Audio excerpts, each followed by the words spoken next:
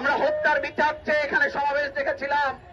আপনারা দেখছেন আমাদের পাহাড়ি বন্ধুরা, ওই দীঘিনালায় আগুন জ্বালিয়ে দেওয়া হয়েছে, ওখানে আগুন লাগিয়ে দিয়ে ঘর বাড়ি জ্বালিয়ে দেওয়া হয়েছে।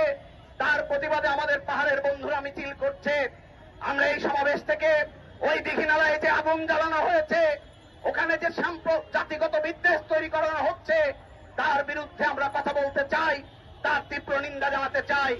বন্ধুগণ, পাহাড়ে আমরা দেখেছিলাম যে পাহাড়ের বন্ধুরা তারা সেনা শাসনের অবসান চাচ্ছিল, কিন্তু আজকে কি করা হলো?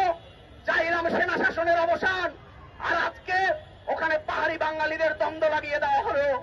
বন্ধুগণ, ওই যে পাহাড়ি বাঙালিদের দ্বন্দ্ব লাগিয়ে দেওয়া আর ঢাকা বিশ্ববিদ্যালয়ে প্রক্টর অফিস থেকে বহিরাগত মুক্ত ক্যাম্পাস ঘোষণা করা, বা সরকারের ওই জনপ্রশাসন মন্ত্রণালয় থেকে আর্মিকে ম্যাজিস্ট্রেসি পাওয়ার দেওয়া, সব মনে হতে পারে আপনাদের কাছে বিচ্ছিন্ন ঘটনা। এগুলো কোনো বিচ্ছিন্ন ঘটনা নয়, এগুলো একটার সাথে আরেকটা খুবই অঙ্গাঙ্গি ভাবে জড়িত, এগুলো একই সূত্রে গঠিত। তাহলে আজকে যারা বহিরাগত বলে ক্যাম্পাসে যারা নোটিশ দেয়, যারা আর্মির হাতে ম্যাজিস্ট্রেসি পাওয়ার দেয়, যারা ওই দীঘিনালায় আগুন জ্বালিয়ে দেয়, যারা মাজারে ভাঙচুর করে, যারা মন্দিরে হামলা করে, যারা নারীদের উপর আক্রমণ করে, সাম্প্রদায়িক জাতিগত ভাষাগত বিদ্বেষ তৈরি করে, এরা কারা? এটা তো গণ অভ্যুত্থানের আকাঙ্ক্ষার বাংলাদেশ না।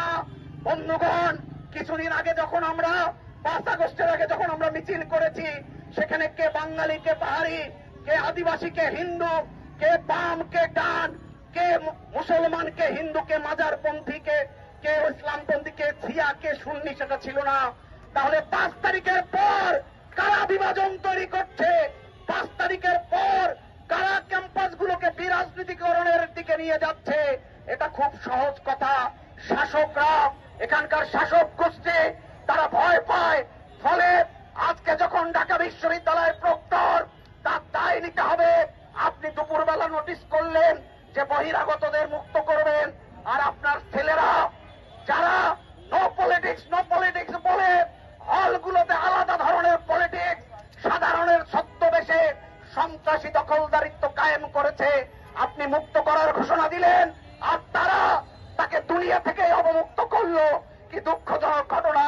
একটা বিকারগ্রস্ত একটা তরুণ, যার বাবা মা মারা গিয়েছে, ভাই বোন নেই, একটা মানসিক ভারসাম্যহীন মানুষকে এইভাবে ঘন্টার পর ঘন্টা পিটিয়ে এই ঢাকা বিশ্ববিদ্যালয়কে কলঙ্কিত করা হলো।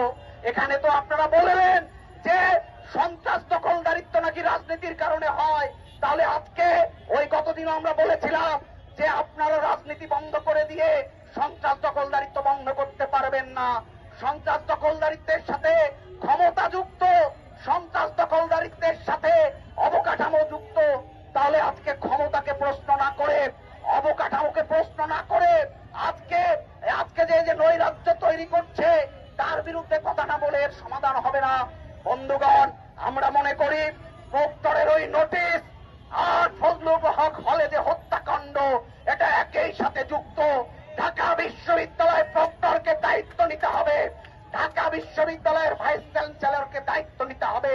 এটা আবু সাইদ মুগ্ধদের শহীদী আত্মদানের মধ্য দিয়ে, গণতান্ত্রিক আকাঙ্ক্ষার লড়াইয়ের মধ্য দিয়ে একটা বাংলাদেশ প্রতিষ্ঠিত হয়েছে, সব মানুষের বাংলাদেশ। তাহলে সেখানে এইভাবে যে খুন করা হলো, তার দায় এই ঢাকা বিশ্ববিদ্যালয়ের প্রক্টর, ঢাকা বিশ্ববিদ্যালয়ের ভাইস চ্যান্সেলর এড়াতে পারেন না। বন্ধুগণ, কি লজ্জাজনক কথা! ওই যে জাহাঙ্গীরনগর বিশ্ববিদ্যালয়ের প্রক্টর অফিস থেকে ওই যে শিক্ষার্থীকে, ওই সাবেক শিক্ষার্থীকে, তাদের বিশ্ববিদ্যালয়ের সাবেক শিক্ষার্থীকে পিটিয়ে মারা হয়েছে প্রক্টর অফিসে। ওখানে লেখা হয়েছে ওখানে শিক্ষার্থীদেরকে খুন করা হয়।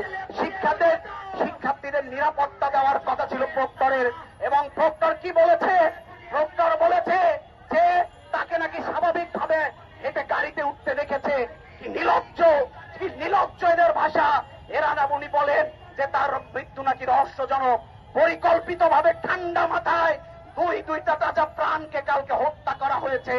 তার দায় এরা কোনোভাবে এড়াতে পারে না।